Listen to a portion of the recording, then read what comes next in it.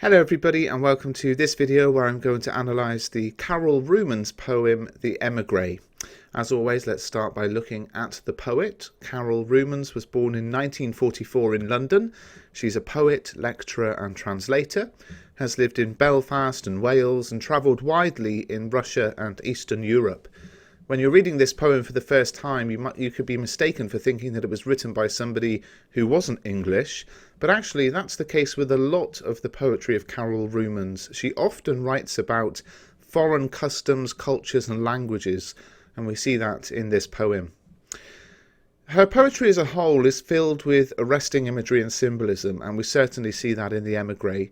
And the critic, Gerard Woodward, described her as syntactically complex, and that's another thing we see in this poem. Very long sentences, the syntax very, very complex.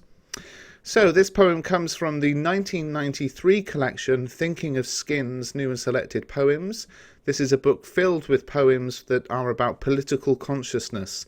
And of course, again, we see that in the Emigree. So let's whiz through the poem.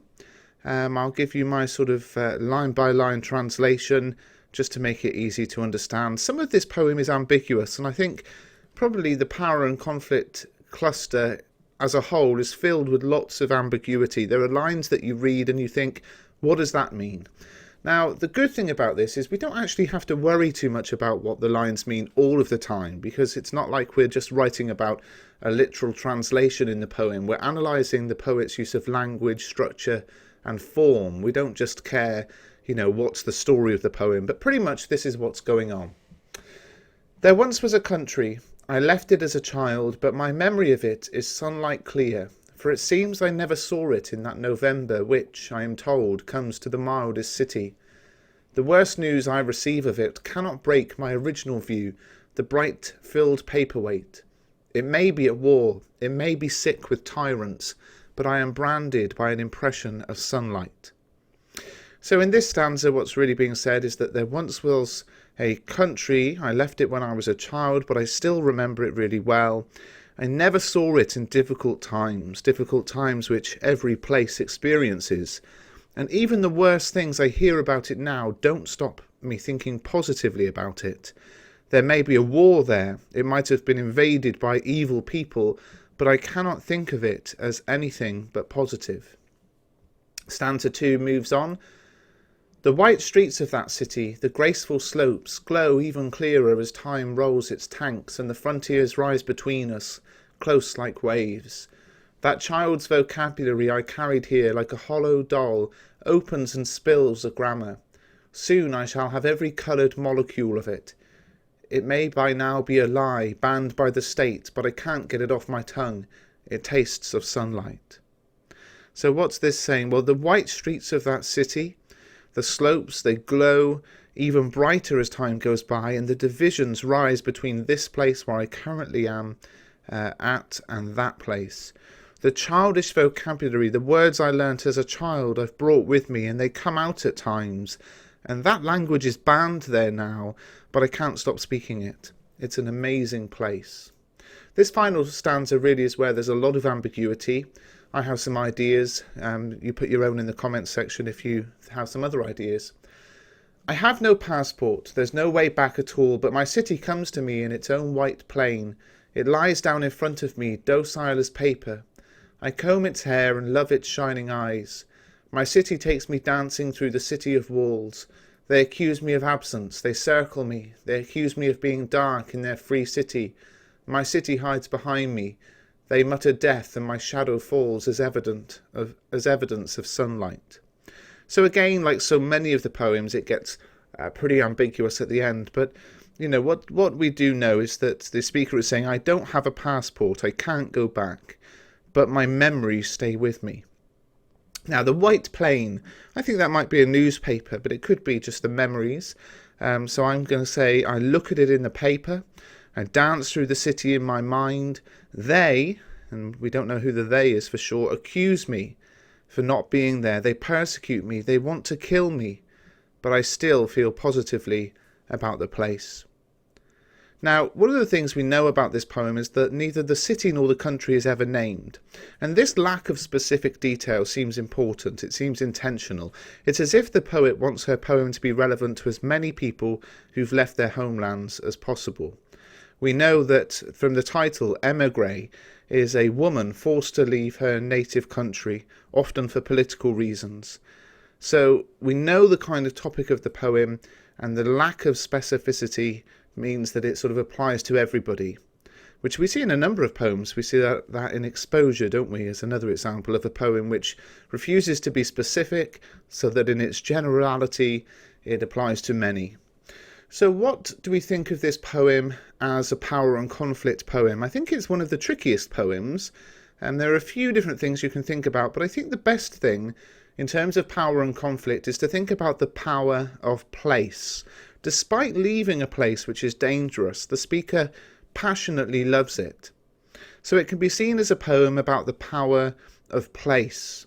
There are other things going on. The poem explores conflicting emotions between place and people in a war zone. She loves the place, but she had to leave it because of the danger of tyrants.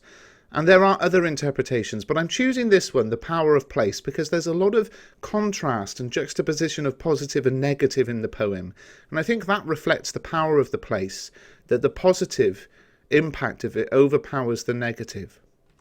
So let's start by looking at structure, just a few general points that I want to make about structure as a whole in the poem. The poem is written in free verse. There's no rhyme, there's no regular rhythm. There's enjambment, where the sentences carry over onto other lines. And there's caesura, lots of punctuation which within the lines, midline, which makes you stop and pause. So I would say that the free verse, the enjambment and the caesura all together has a combined effect of reflecting the chaos in the place that she loves, and perhaps the lack of power the speaker has in that she cannot go there. The place is a war zone, the place is dangerous, and that danger is shown through the chaotic, disorganized structural features of the poem. But there is something to argue against that. There is a pretty regular stanza length. Stanzas 1 and 2 have 8 lines, stanza 3 has 9 lines. So I actually think this is the speaker's way of imposing order on the chaos, refusing to be overcome by the negativity of the conflict there, or the power imposed on her. And of course the final stanza, where she's in this loving dance with the city, is the longest one, because it's as if she doesn't want to leave. It goes on for longer than the other ones. So I think the sort of structure as a whole can be seen as that contrast, that battle between the chaos and disorder of the war zone, but the love that she has for the place. There are some specific examples to look at. There's a lot of caesura, particularly in the final stanza. There are commas, and of course we see full stops as well within the lines, and we have to think about why that is. Now I think again there's a sense of chaos and powerlessness. You know, it's not organized, everything is chaotic, but that is contrasted through the deliberate use of positive imagery, particularly ending with the positive imagery of sunlight. That's a structural feature, that the final word in the poem is sunlight, and sunlight is a recurring image in this poem to do with positivity. I'll talk about it in a second. But if you just analyse sunlight, that's a language analysis point. But if you analyse where the word sunlight appears and why that's important, it becomes a structure analysis point. And structure analysis on the whole is what most people aren't able to do, which is why I always try to make lots of examples for you to think about. There's also the repetition of they in this final stanza. Okay, so we have they accuse me of absence, they circle me, they accuse me of being dark, they mutter death. Now, it's unclear who the they is, but the repetition makes it sound threatening. And again, we see the conflict between the place and the people. The people are threatening and there's danger, but the place wins, again, through ending with evidence of sunlight. That shows that the final word is on the positivity of the place as represented through the sunlight. So let's get into this idea of sunlight, because I've talked about it a couple of times now. Sunlight is an image we see throughout the poem. Sunlight clear, branded by an impression of sunlight, it tastes of sunlight, evidence of sunlight. Sunlight is a very simple image of happiness and positivity, but it's repeated lots to make the point that this is how she feels about the place. It's not just a one-off. Continue throughout the poem, even when we read about tyrants and persecution and danger and oppression and all the rest of it. Repeated throughout the poem is this image of sunlight, and the point being made is that she loves this place, and her passion for it, the place, overpowers the negativity. Even in an image like the second one here, branded by an impression of sunlight, we've got the juxtaposition of negative and positive imagery. Branded is a painful, aggressive image, but the impression of sunlight is a positive image. And again, it goes to show that there is negativity in this place, but the love for the place overpowers everything. It's really about how a place can be so powerful, and you could argue that this is her childhood memory of the place, and that childish impression of a place is hard to overcome, even if somebody tells you something later in life about something that you had an impression about as a child, that you can't be dissuaded about that impression.